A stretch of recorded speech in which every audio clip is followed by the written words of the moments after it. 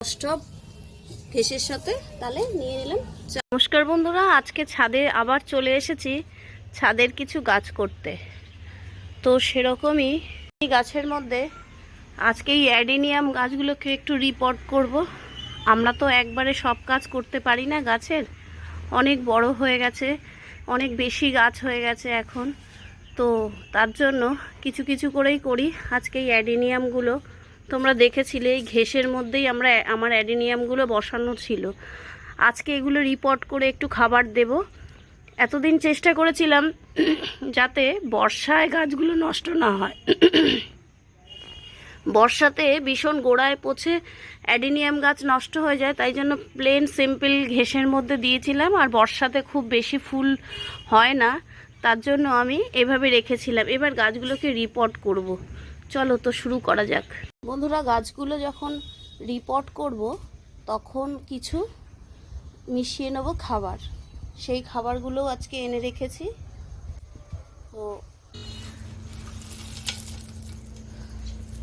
তো দেখো বন্ধুরা, কি সুন্দর দেখো শিকড় রুট বাম হয়েছে, একটুও কোথাও কোনো পচা টচা ধরেনি। দেখো গাছের কোনো ডাল পালা কোনোটাই কোনো অসুবিধা হয়নি।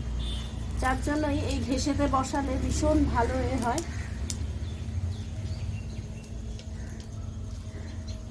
দেখো একটু অন্য কিচ্ছু নেই, শুধু ঘেঁষ। এই ঘেঁষগুলো তো আমি এনেছিলাম সেই কামারশালা থেকে। এই ঘেঁষগুলো খুবই কাজের, টবের নিচে দিলেও ভীষণ ভালো হয়।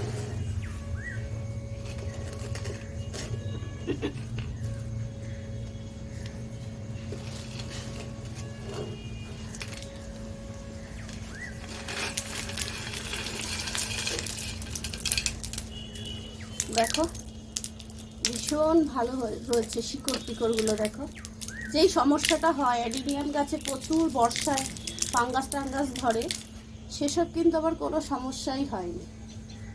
দেখো একদম পরিষ্কার শিকড়।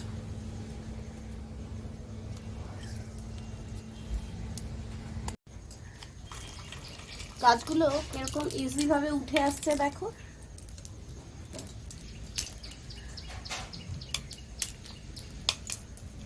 গাছগুলো তুলতেও খুব একটা কোনো সমস্যা হচ্ছে।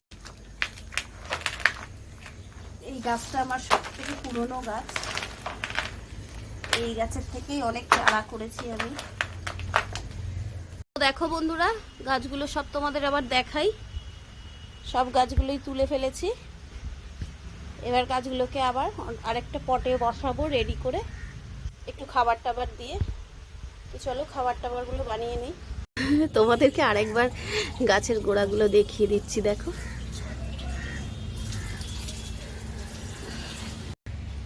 তো দেখো আমি প্রথমে নিয়ে নেব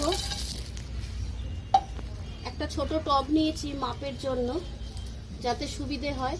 এগুলো ঘেঁষ নিয়ে নেব, 10 টব ঘেঁষ নেব, 10 টব।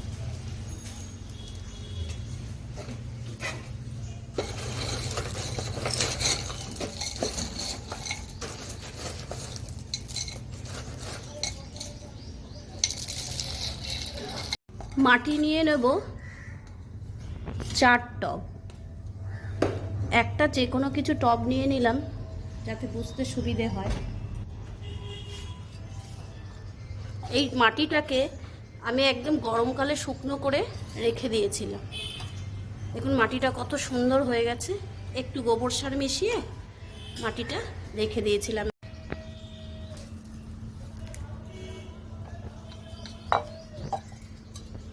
একটু মাটি দিচ্ছি কারণ হচ্ছে এখন তো বর্ষা একেবারে নেই, তাহলে জলটা কম দিতে হবে। 10 টব ঘেঁষের সাথে তাহলে নিয়ে নিলাম 4 টব মাটি। দিয়ে দেবো 1 টব ভার্মি কম্পোস্ট, আর দেব 1 টব শিং চাচি, দিয়ে দেবো 1 টব হাড় গুঁড়ো, দিয়ে দেবো 1 টব সর্ষের গুঁড়ো করা খোল, আর দেব 2 টব বালি। এটা মোটা লাল বালি, বাড়ি করতে যে বালিগুলো লাগে সেই বালি। আর দিয়ে দেবো এই যে কাজ 75 ফাঙ্গিসাইড। এই ফাঙ্গিসাইডটা বললো, এটা আমি দোকান থেকে যখন কিনতে যাই তখন উনিই বলল যে এই ফাঙ্গিসাইডটা খুব ভালো। প্রিন্ট আছে 110 টাকা, কিন্তু আমার থেকে উনি নিয়েছিল 90 টাকা। তো এই ফাঙ্গিসাইড দেবো চা চামচের ধরো না 3 চামচ মতন দিয়ে দেবো। বললো এই ফাঙ্গিসাইডটা খুব কমে ভালো কাজ হয়, তার জন্যই আমি নিলাম। এবার এগুলোকে ভালো করে মিশিয়ে দেবো। এতদিন আমি শুধু ঘেঁষের মধ্যে গাছগুলো রেখেছিলাম, গাছগুলো যাতে কোনো গোড়ায় পচন না ধরে, না মরে। এবার আমি খাবার দিয়ে একটু রিপোর্ট করলাম, কেন বলো তো, এবার যাতে ভালো ফুল পাই। তবে অবশ্যই এই সময় কিন্তু বর্ষার মধ্যে গাছগুলো রিপোর্ট করে আর রাখা চলবে না। এটাকে কিন্তু এবার রাখতে হবে শেডের নিচে, কোনো যেখানে বৃষ্টির জল কিছুদিন না পায়। তো আমার এরকম একটা শেড আছে, অসুবিধা হবে না রাখতে। তো সেই জন্য আমি ওই শেডের নিচেই গাছগুলো এবার রাখবো। তো এইভাবে মাটিটাকে ভালো করে মিক্স করে নিতে হবে। এই দুটো অস্ত্র আপনারা রাখবেন, ভীষণ কাজের জিনিস। এগুলো হচ্ছে যারা পুট্টি করে না, পুট্টির ওই পাত্তি, দেখবেন আপনার ছাদ পরিষ্কার করতেও খুব সুবিধে হয় এগুলো। আমি তো এই অস্ত্রগুলো ছাড়া মানে চলতেই পারি না, ভীষণ কাজের।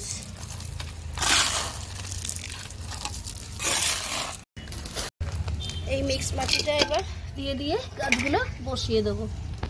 তো দেখো এই শিকড়গুলো এবার আর কাটবো না, কারণ খুব একটা বেশি এই গাছটায় শিকড় হয়নি, যার ফলে খুব একটা কাটবো না।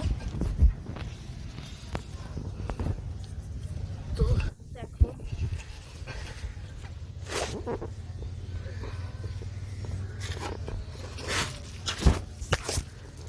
এবারে গোড়া দিয়ে দিয়ে দেবো মাটি, ব্যাস।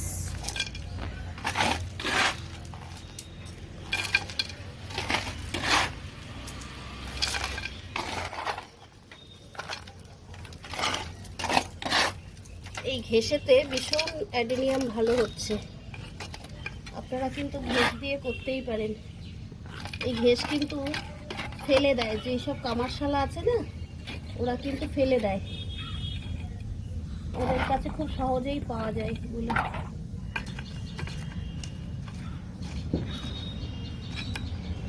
তো চলো, হয়ে গেছে।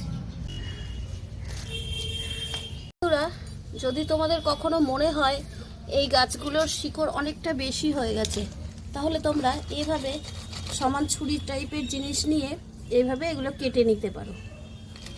আমার যেমন এই গাছটায় কিছুটা মনে হচ্ছে শিকড় বাদ দিতে হচ্ছে, সব গাছে দিতে হয় না।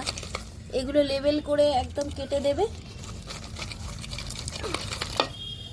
ব্যাস। আমি আজকে আর কাটবো না, কেটে দিয়ে সেই জায়গাটা কি করবে বলো তো তোমরা, এরকম একটু ফাঙ্গিসাইড নিয়ে না এইরকমভাবে দিয়ে দেবে, দেখবে একটু কোনো সমস্যা হচ্ছে না।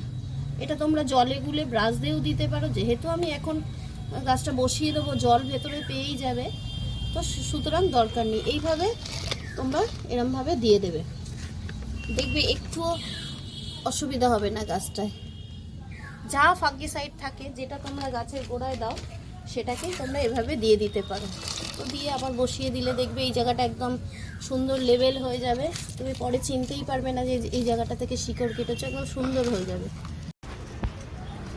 তো আমি এই গাছগুলোকে এভাবে রেখে দেবো ছাওয়াতে 1 সপ্তাহ। এরকম শেডের নিচে রাখলে কোনো সমস্যা হবে না। 1 সপ্তাহ বাদে এগুলো আবার বৃষ্টিতে বের করে দেবো। এবার গাছগুলো একটু জল দিলাম, আর ভিডিওটা এখানেই শেষ করলাম। দেখা হচ্ছে পরবর্তী কোনো ভিডিওতে।